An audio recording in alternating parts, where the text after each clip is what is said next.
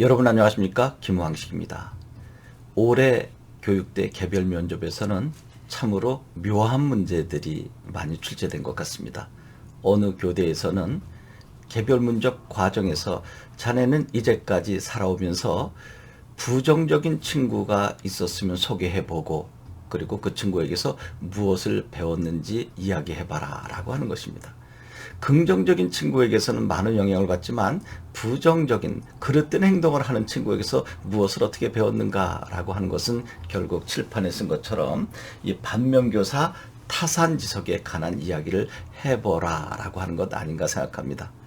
여러분 지금부터 생각해 보시기 바랍니다. 나에게 늘 함부로 행동하고 말하고 하는 친구에게 나는 저렇게 해서는 안 되겠다라고 하는 것을 배우지 않겠습니까? 그래서 이번 시간에는 반면교사 타산지석에 얽힌 이야기를 연결시켜서 자료로 삼아보도록 하겠습니다.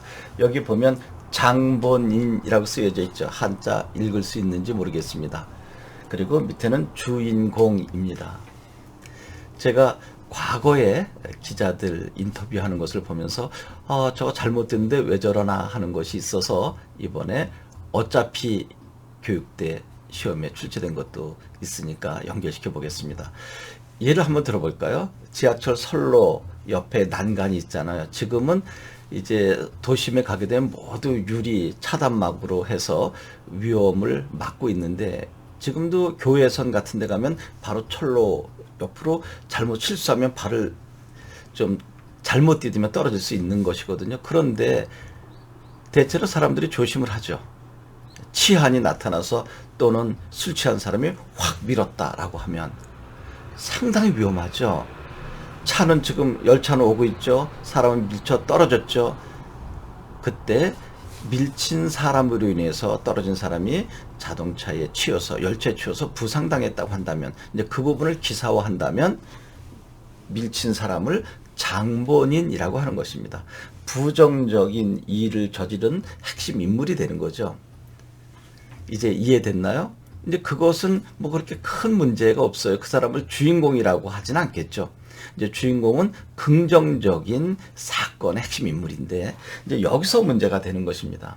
그러면 밀쳐서 떨어져 있는 사람을 지나가는 행인들은 모두 바라만 보고 있는데 어떤 젊은 청년이 뛰어들어가서 즉 열차가 오는데도 죽을 무릅쓰고 뛰어들어가서 그 사람을 밖으로 건져내고 자기가 부상을 당했다라고 한다면 엄청난 용기와 희생을 가지고 있는 젊은 사람 아닙니까?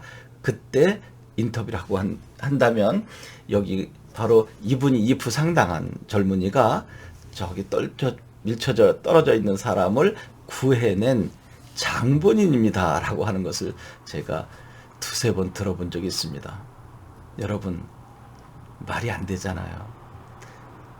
바로 그때 젊은이를 주인공이라고 이야기해 주는 것입니다.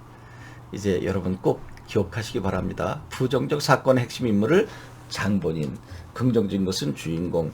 그래서 반면교사와 타산지석은 부정적 사건 또는 부정적인 인물을 통해서 나는 저러지 말아야지 라고 배울 때 쓰는 것인데 사실 반면교사는 중국 1960년 문화혁명이 일어났을 때 마오쩌둥이 쓴 말이고요. 부정적인 상황 속에서도 얼마든지 가능하다. 배울 것이 있다.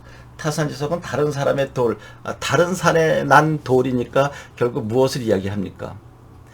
다른 산에 난 돌, 그것이 나의 옥을 가는데 도움이 될 수도 있다라고 하는 것입니다.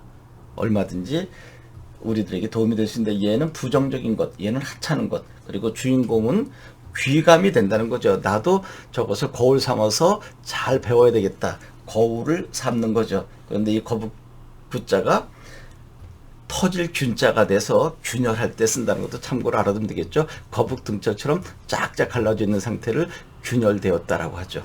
이번 시간에는 한 교육대학에서 좀 특이하게 나온 문제를 가지고 장본인과 주인공을 살펴보았는데 여러분은 그 문제에 대한 답은 친구 중에 부정적인 언행을 한 사람을 통해서 나는 그렇게 하지 말아야 되겠다라고 하는 것, 그리고 조금 더 가서 반면교사와 타산지석, 그리고 여기까지 가는 것은 좀 무리가 있겠죠.